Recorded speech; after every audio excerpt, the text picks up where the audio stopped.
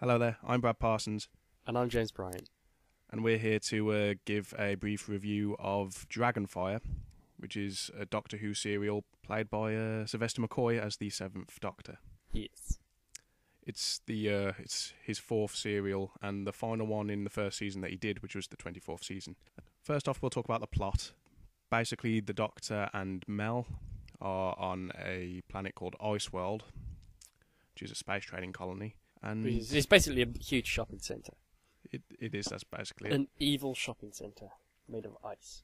And it's ruled by a villain known as Kane, who buys people to work for him, and then just basically sends them to do all of his dirty work. And the Doctor arrives there, and they try and look for a mysterious dragon or something, don't they? It's like a myth. Yeah, that's what he's looking for. He's looking for the dragon, and they meet up with this guy called Glitz, who I assume was in an older serial, although I haven't seen it. But they seem to know him, and He was indeed, yes, he was. Yeah, and he just so happens to have a treasure map. And he so happens to have had the waitress. Yeah, he just so happens to have a treasure map which tells them where the dragon and its treasure is. Yeah. And the waitress in the restaurant that they're in decides to come along with them. And what they don't know is that Kane has planted the map, and there is actually a tracking microphone bug within the seal on the map, which is telling him everything they say and their position all along, because he wants what is within the dragon, which is an energy source, which the dragon is supposed to be protecting from him. Yeah, and the Doctor and crew find this energy source, and basically some stuff happens, shit happens. They get the energy source. The dragon, as it's called, gets its head chopped off, and the people who chop it off get electrocuted. Then Doctor and Mel come along, they pick up, it's all fine. Yeah, they take this energy source, but then turns out that Kane has captured Ace. Yeah, he's captured Ace, the waitress from before, and they go to save her. He wants this energy source in return for her life. He gets the energy source. Yeah, the Doctor just gives it him. Then Kane realises, because the whole reason he's doing this is because he's been put prisoner on this planet, and he wants to basically get away from this planet back to his home planet and get his revenge, because this part of the planet that he's on is actually a spacecraft, and this energy source will allow it to fly. So he has this energy source, he's about to fly off to get his revenge, and the Doctor makes him realise that his planet has actually been gone for like 1,000 years or something. Because the sun it was revolving around basically became a lot warmer and melted it, and it killed all the people on it.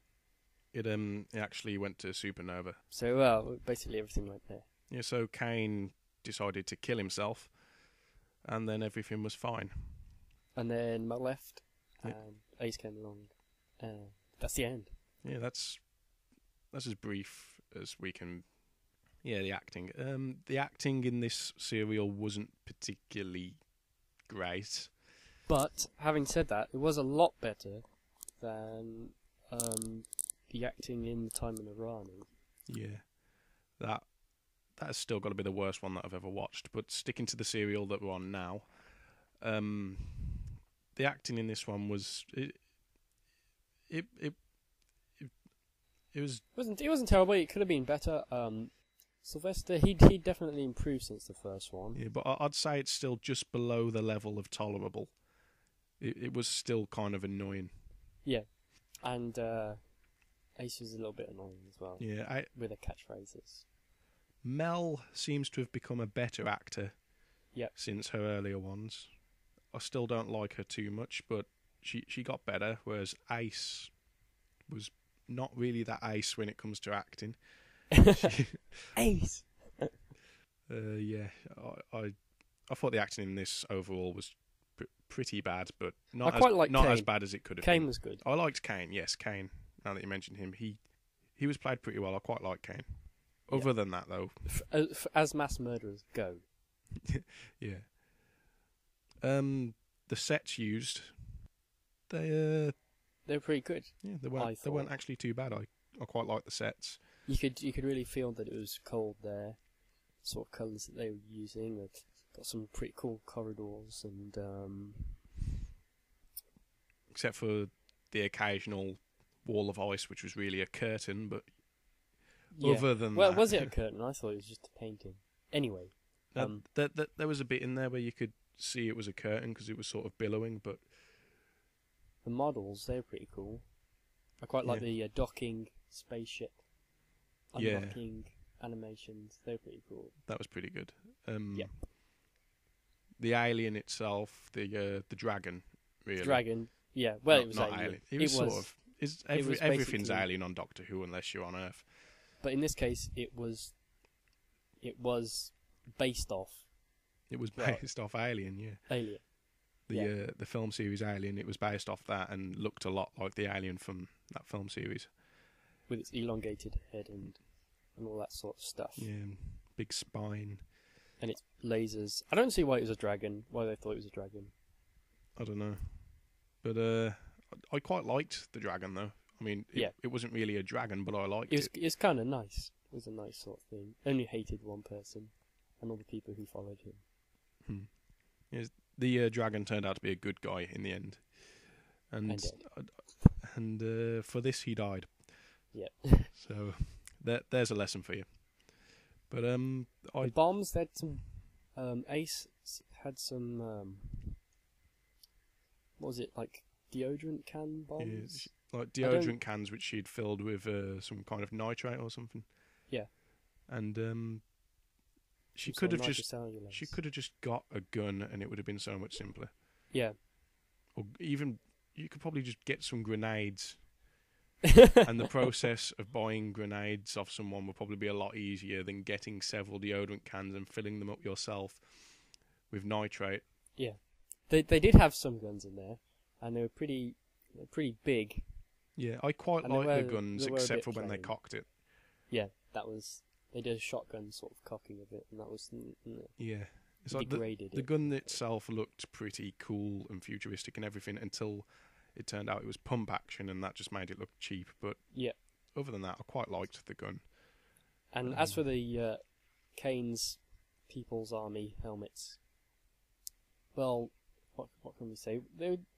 Pointy. I've never seen them before, apart from all those millions of soldiers, from Yeah. World War One and all the many wars prior to that. Yeah. Other than that, though, we've never Yeah. seen that kind of helmet before. No, But yeah, if you don't know what we're talking about, then find the episode, watch it, and you will see the helmets that they wear. the pig spike German helmets, the ones, Yeah. the ones Right. before the Stahlhelm. To me, when I watched it, the enemies in general just seemed to represent Germany for some reason. Yeah. Even the accents on some of them sounded kind of German, and they're wearing these like German helmets from World War One. It's like they were trying to show their villains as Nazis for some reason. I don't know. Very, very cold Nazis. Yeah. They there was like a battle at the beginning, wasn't there? There was some shooting going on there. Yeah. With what was the guy's name? Viz Glitz, that's the one. And that was pretty good. I think it's mostly because the pyrotechnics they used sort of burnt themselves into the cheap videotape and made it look really like a laser, which Yeah. is sort of rather nice accidental effect. Yeah, I did like the laser effects in that bit. Hmm. The music was a lot better in this one. Yeah, a lot better Better. than Time in the Rani. Time in the Rani was just terrible for music. Dun dun dun dun dun dun. This one, it was the music was mostly good. There were times when the lack of the radiophonic workshop did show, especially when it was Mel's pulling a bomb out of Ace's bag. Yeah, all well, that sort of stuff. that one particular moment when they were getting bombs out of the bag and the music just it sounded Time in the Rani again, but other than that occasional thing, most of it sounded pretty decent. It was Mel's last one. The last Yes. one with Bonnie Langford in. Yes, it was. Bonnie Langford left, and I couldn't be happier. But but yeah, I've got to admit, I quite liked her in this one.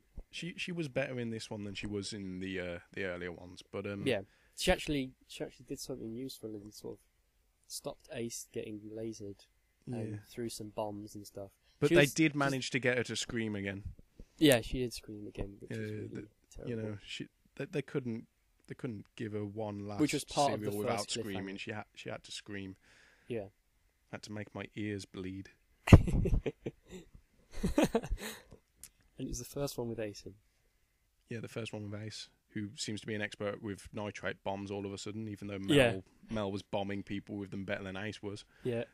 And Ace gets better in later serials, but she was at least she was enthusiastic about it. You can say that about her. Yeah, and that's pretty much the only she wasn't positive thing you can say about her.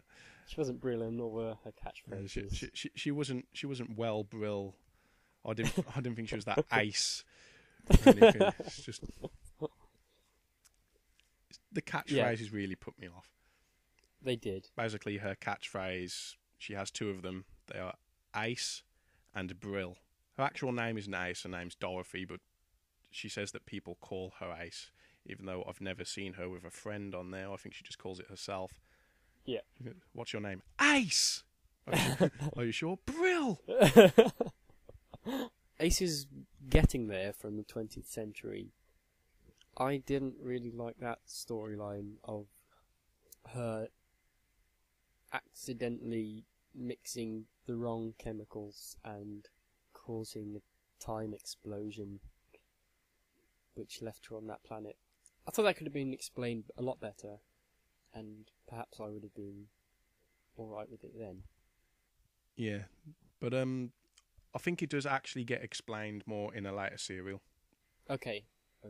But for this serial, just introducing it like that, it was kind of shit. Although their inspiration for that came from The Wizard of Oz. In fact, Ace's character was inspired by that. That's why her name's Dorothy, and that's why she sort of went away from home inside the time vortex thing, whatever she created. Inside her large house with her dog called Toto and her red shoes. The first cliffhanger, the end of the first episode, was pretty rubbish. I mean, the Doctor is just walking along, just having a little stroll along this walkway above a gigantic ice crevasse, and then he just thinks, well, I just might climb down there. So he does, and he's holding onto his umbrella, and you can tell on his face, his gurning, horrible face. His many gurning, horrible facial expressions, of which there were about 10 in those few seconds. But when he starts to go down, holding onto only his umbrella, hooked over the railings, he seems to realise that it was probably a bad idea, just to lower himself into an almost endless hole.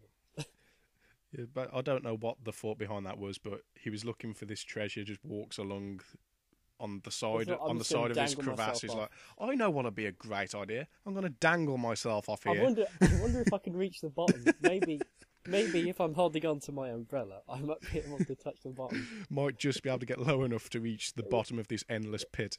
I have to say, when me and James watched that, we could not stop laughing. How long did it take us to stop laughing? At least 20 minutes or so. It took you at least 5 to stop. It was, and then I went back and started laughing at his faces again. Yeah, those facial expressions. They were extremely comedic. I just don't see the point of him dangling himself off the edge for what seems like no reason. And then the second episode sort of reveals that the reason he was doing this was to try and get to a ledge that was slightly further down, which was not there in the first episode. It was not there. We checked, it wasn't there. We researched, and other people have noted that it wasn't there. There was no ledge there in the first episode, and it just appears in the second episode. He still can't reach it, and then Glitz goes down, somehow. With he goes down and gets onto the ledge underneath him. Yeah. How does Glitz get down? I don't know. He must. It was not explained. I reckon there was just stairs. the doctor should have just walked down the stairs to get there, really, shouldn't he? The only other way it could have been is that Glitz jumped down, in which case, why couldn't the doctor do that? If Glitz jumped down onto that little ledge, then he's either an acrobat or some sort of Superman. And then he gets underneath the doctor stands on his shoulders and climbs down in yet again another comedic style. He's upside down on the back of Glitz, so his face is by his feet and his feet are by Glitz's face. And then he slowed slightly more and his head ends up in Glitz's crotch. Yeah. And I don't know if he was low enough that his feet could reach Glitz's shoulders, then surely he could have just dropped. Yeah. It couldn't have been that high if he was just the height of a person from the ground. I mean, if he's daring enough to dangle off the edge of a cliff on an umbrella, that drop should have been nothing. I mean, if you're going to go down there, he didn't even know that Glitz was going to come along. He just could have been dangling there forever. Yeah.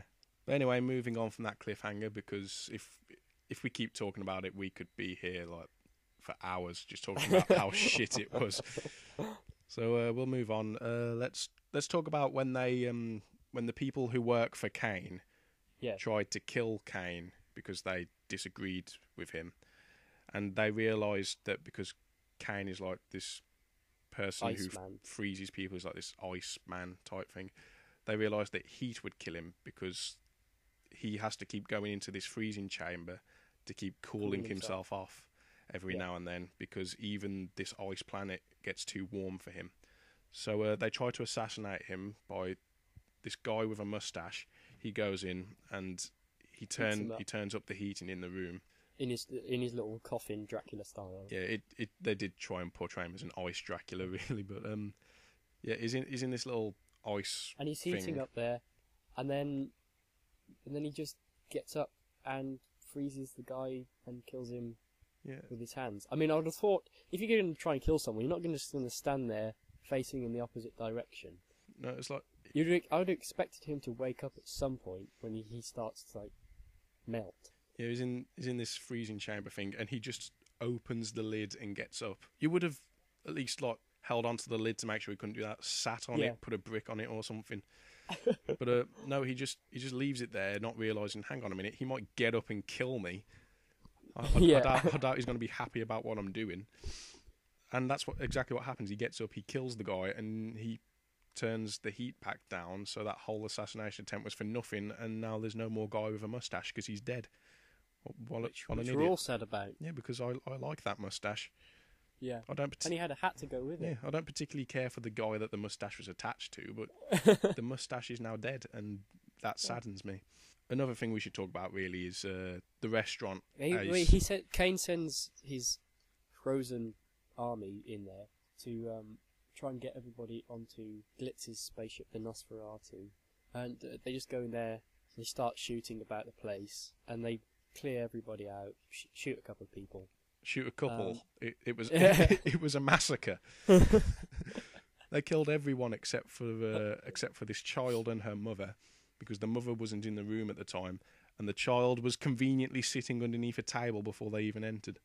Yes, which they did not notice, despite standing right next to the table. And then the child just walks around Iceworld, sort of.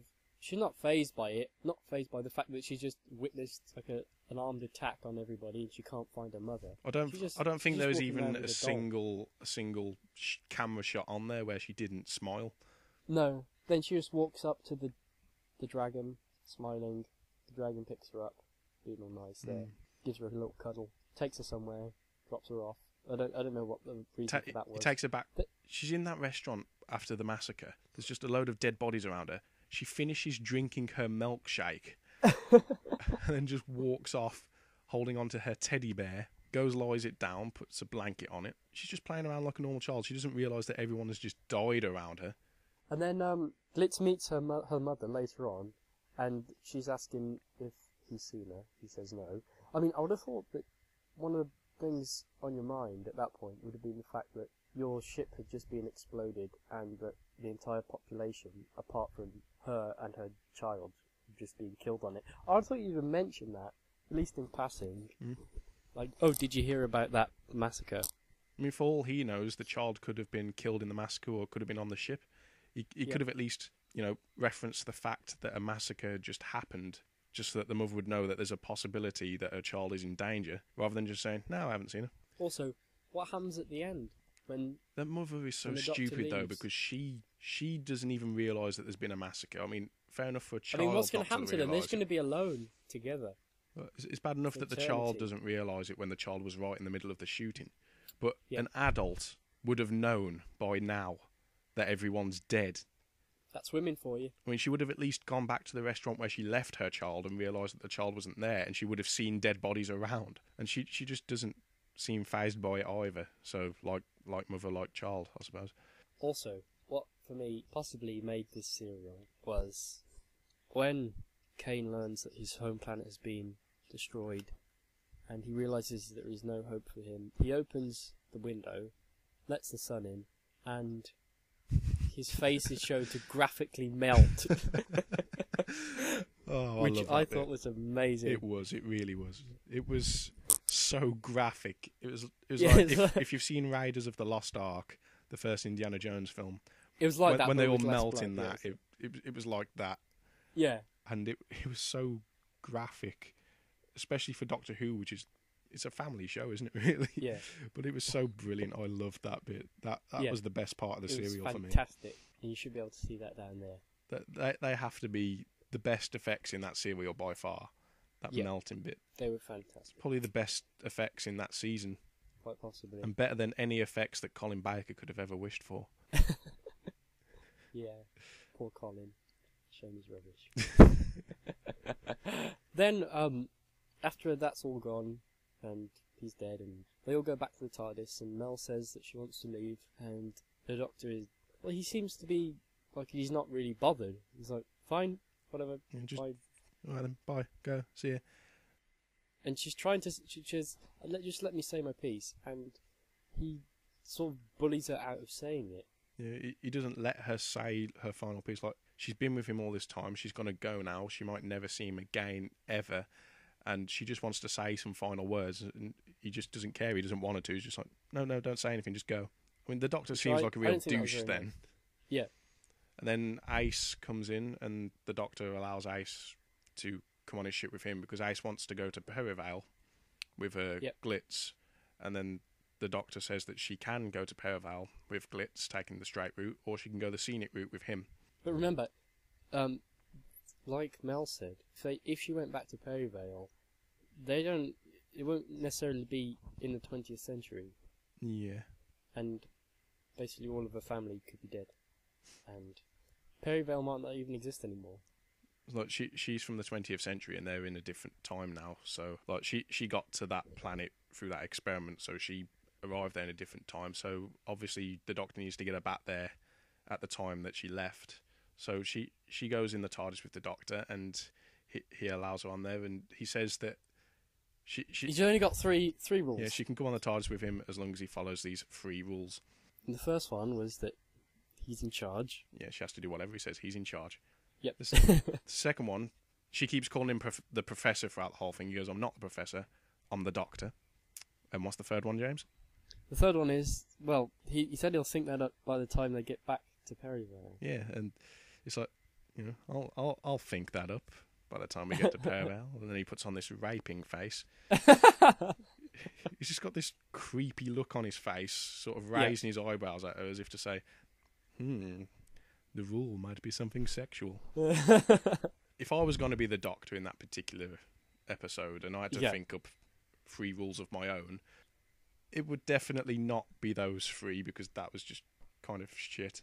I mean, the first 2 just make him seem like a douche, and the last one makes him seem like a rapist. Yeah, I think a better 3 rules would be something like, number 1, change your fucking catchphrase. Brill. Number 2, go make me a sandwich, bitch. And number 3, get your kit off. Because the last... I would agree with those. The last one has to sound sort of sexual and rapey still, so yeah. a lot more straight down to the point rather than all this sort of, I'll think it up by the time we get there. You know, don't speak in riddles, just tell her, get your kit off. And the TARDIS is locked. There's only one way that you can leave the TARDIS. You must earn my respect. And you must earn the key to the TARDIS. Brilliant. Yeah, those would be the 3 rules. The little girl at the end, we were under the impression that she was going to hold on to the TARDIS. I was kind of hoping. Yeah. Because, well, I was as well. That would have been... By the end of this serial, that little smiling girl, I'd come to dislike her as a character. I didn't think she even needed to be in the serial. No. And, you know, she sort of held onto the TARDIS door at the end just before it dematerialised and realised it wouldn't open, so she left it alone, walked off, then it dematerialised, she turned around so it was gone and smiled just again. Kept that smiling face on. And I kind of hoped that she'd never let go of the door. She would hold on to the handle so that the TARDIS would dematerialise with her on the outside and she would burn in the time vortex. And that would have been a much better ending. It would have been. Especially if they show it with the same graphicness that they did when they melted Kane. Yeah. They'll just set her on fire and have her melting on the outside of the TARDIS.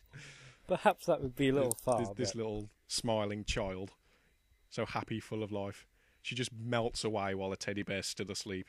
And the teddy bear wakes up later. Where's everybody gone? And the teddy bear probably would realise more than she did that there's been a massacre. I like the teddy bear. I like the teddy bear more. I like the teddy bear more than the child. At least he survived. Yeah. Unfortunately, so did the mother and the child. Yeah. Oh well. Yeah. So that's pretty much it. I'd say overall this serial was not that great.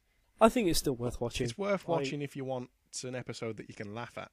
Yeah, I mean, it was funny. I mean, it's not like Time and the Rani, Sylvester McCoy's first serial. That one was so terrible that you can't even laugh at it. It's just, it shouldn't have ever been made. Whereas this one is terrible. But it wasn't like an Inferno or anything as good as a Terror of the Autons or this one, Dragonfire, it's sort of terrible as a Doctor Who, but it's still fun to watch. If you're watching it with someone else and you can have a laugh at it. So I don't know, if I was going to rate it out of 10, I'd give it a 3 or a 4. I don't know. Just for the entertainment value. I think I'd probably give it a 4 or 5. Really? I'd say 3 or 4 perhaps myself. Perhaps it's because I watched it with you. Yeah, I think if we're sitting down on our own and just wanted to watch a Doctor Who to ourselves, I would be disappointed. Yeah, and that's why I've kept mine so low, because it wasn't that good. Okay. But I'll set mine at 4 then. Yeah, I'd say around about 3 or 4. Mm-hmm. So yeah, I think that's pretty much it. Nothing else to say. Thank you for listening in. Yeah, there's probably not going to be anyone actually listening to us. Let's face it, no one We're likes all us. alone. No one likes us. We have we no like friends. That girl. We like that girl and her little teddy. We'll be left alone after her mother dies, forever. Yeah. And on that note, goodbye.